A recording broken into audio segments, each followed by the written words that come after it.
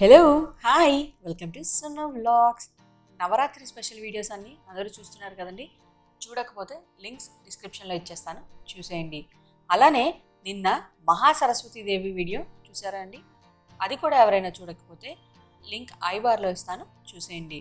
రేపు అంటే 9వ తేదీ మహిషాసురమర్దిని అవతారం. నవరాత్రులలో మహర్నవమిగా పేర్కొనే 9వ రోజు అమ్మవారు మహిషాసురమర్దినిగా అవతారం దాల్చుతుంది. మహిషాసుడిని సంహరించిన అమ్మ ఆపదలో మనకు అండగా ఉంటుంది. దుష్ట శిక్షణ, శిష్ట రక్షణ చేసి లోకం సుఖశాంతులతో విలసిల్లే విధంగా కాపాడుతుంది. ఈరోజు అమ్మను సేవించడం వల్ల మన ఆపదలు, భయాలు అన్నీ తొలగుతాయి. మహిషాసుని తండ్రి అసురుల రాజైన రంభ ఒకనాడు మహిషంతో కలిసిన మూలంగా జన్మించాడు. అందువలన మహిషాసురుడు మనిషిలాగా, దున్నపోతులాగా రూపాంతరం చెందగల శక్తి కలవాడు. మహిషుడు బ్రహ్మ గురించి తపస్సు చేసి మానవుల, దేవతల చేత మరణం లేకుండా వరం పొందుతాడు. అనంతరం స్వర్గలోకం మీద, భూలోకం మీద దండెత్తి దేవతలందరినీ తరిమి కొడతాడు. బ్రహ్మశాపానికి తరుణోపాయంగా దేవతలందరూ వారి శక్తులన్నిటినీ క్రోడించి సుందరమైన నవయవ్వన యువతిని సమస్త శక్తివంతురాలుగా సృష్టిస్తారు. అలాంటి దుర్గాదేవి మహిషుణ్ణి ఎదురించి 9 రోజులు తీవ్రంగా పోరాడుతుంది. 10వ రోజు ఇంతటి బలమైన రాక్షసుని వధిస్తుంది. అందువలన దుర్గాదేవిని మహిషాసురమర్దిని అని నామాంతరం కలిగింది. సనాతని అయిన ఈ తల్లే మహాకాళి, త్రిపుర సుందరి, దుర్గా, గౌరి మొదలైన నామాలతో పిలువబడుతుంది. సర్వాధిష్టాత్రి, శివరూపిణి, అన్నపూర్ణ రాజేశ్వరి, ధర్మం, సత్యం, పుణ్యం, యశస్సు, మంగళాలను ప్రసాదించేది, మోక్షదాయిని, ఆనందప్రదాయిని, శోకనాశిని, ఆర్తవినాశిని, తేజస్వరూపిణి, అమ్మవారి పరిపూర్ణ రూపాల్లో పరిపూర్ణమైనది. ఈ తల్లి దుష్ట సంహారిణి, శిష్ట సంరక్షిణి, మహిషాసుర చండముండారి రాక్షసులను సంహరించిన వీరమూర్తి, కరుణ కురిపించి కాపాడే సౌజన్యమూర్తి, కారుణ్యమూర్తి. రాక్షసుల దేహమే తామనుకుంటూ దేహాన్ని రక్షించుకునే ప్రయత్నంలో ఉండేవారు. అందరి దగ్గర శక్తిని గ్రహించేవారు. దేవతలంటే అందరికీ తమ శక్తి ధారపోసేవారు. అందుకే ఇచ్చేవారు దేవత, తీసుకునేవారు అసురులు అనగా రాక్షసులు అవుతున్నారు. మహిషం అజ్ఞానానికి సంకేతం, మూర్ఖత్వానికి సంకేతం. తాను నమ్మిన సిద్ధాంతంలో మంచి చెడుల విచక్షణ లేనివాడు మహిషాసురుడు.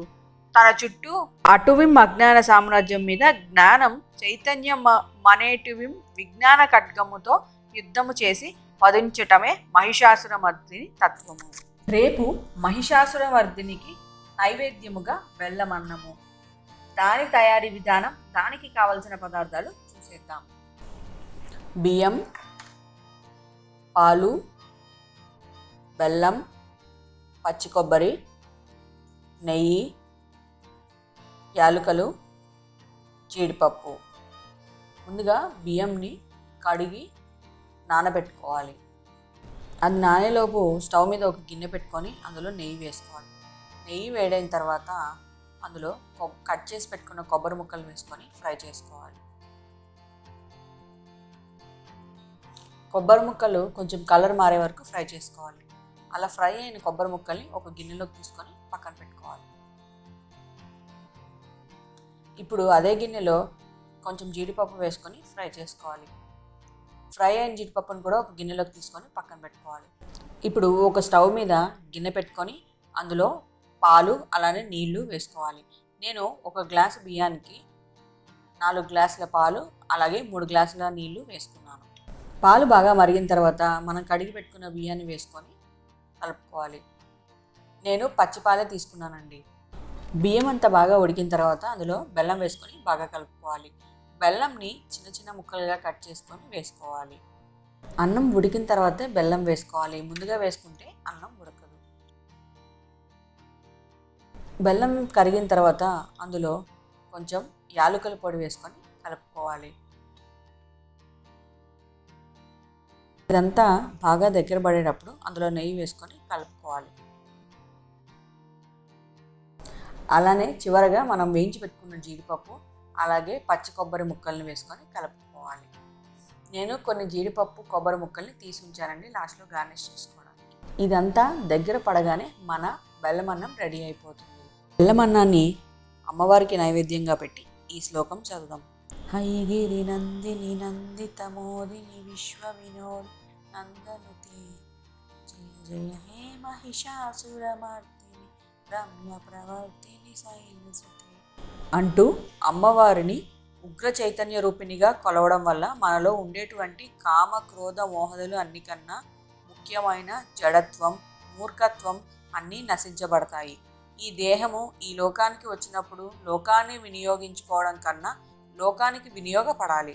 అలా వినియోగపడేట్లుగా తయారు చేయడమే ఈ ప్రత్యేకమైన మహిషాసురమర్దిని తత్వం. అనేక బాహువులు అనేక ఆయుధాలతో కూడుకున్న అమ్మవారు రూపం ఉగ్రంగా ఉన్నప్పటికీ మానవ శరీరాన్ని మనస్సును ఆవహరించుకున్నటువంటి ఎన్నో రకాల లోపాలు తొలగడానికి ఇటువంటి రూపమే అవసరమవుతుంది. భయం లేకపోతే లోకం మాట వినదు కదా. మన వెనక ఎవరో భయపెట్టేవారు ఉన్నారనుకున్నప్పుడే మనం కొంచెం క్రమశిక్షణలో ఉంటాం. ఆ తత్వ ఉపాసన ఈ రూపం ద్వారా జరుగుతుంది. ఉపాసకులకు ఈమె ఆనందదాయిని, బద్ధకస్తులకు భయం కలిగించేది, అజ్ఞానం మీద విజ్ఞానం, బాధల మీద విజయం పొందే తత్వమే ఈ అమ్మవారు పూజలో పరమలక్ష్యం. ముదురు నీలిరంగు వస్త్రాలు ధరించి అమ్మ మహిషాసురమర్దినిగా మనకు దర్శనమిస్తుంది. ఈరోజు అమ్మకు సమర్పించే నైవేద్యం బెల్లమన్నం లేదా పాయసాన్నం. అందరికీ మంచి జరగాలని ఆ మహిషాసురమర్దిని మనస్ఫూర్తిగా కోరుకుంటున్నాను. ఈ వీడియో కనుక మీకు నచ్చినట్లయితే లైక్ చేయండి, షేర్ చేయండి, సబ్స్క్రైబ్ చేసుకోండి. అలాగే పక్కనున్న బెల్ ఐకాన్ టంగ్ అని కొట్టండి. నా నోటిఫికేషన్స్ అన్నీ మీ వరకు వచ్చేస్తాయి. మరొక మంచి వీడియోలో మళ్ళీ కలుద్దాం. Thanks for watching.